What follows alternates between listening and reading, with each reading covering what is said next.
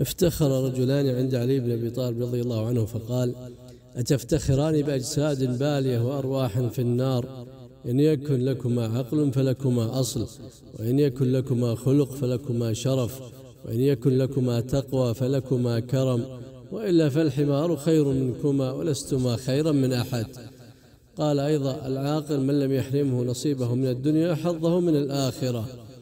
لا مال أعوذ من العقل، ولا قفر أشد من الجهل، ولا وحدة أوحش من العجب، ولا مظاهرة كالمشاورة، ولا حسب كحسن الخلق.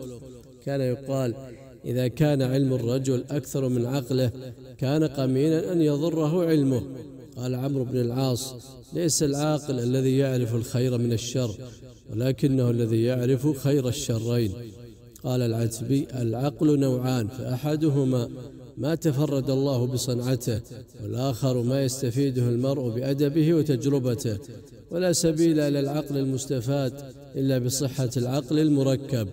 تحامق مع الحمقى إذا ما لقيتهم، ولا تلقهم بالعقل إن كنت ذا عقل، فإني رأيت المرء يشقى بعقله كما كان قبل اليوم يسعد بالعقل.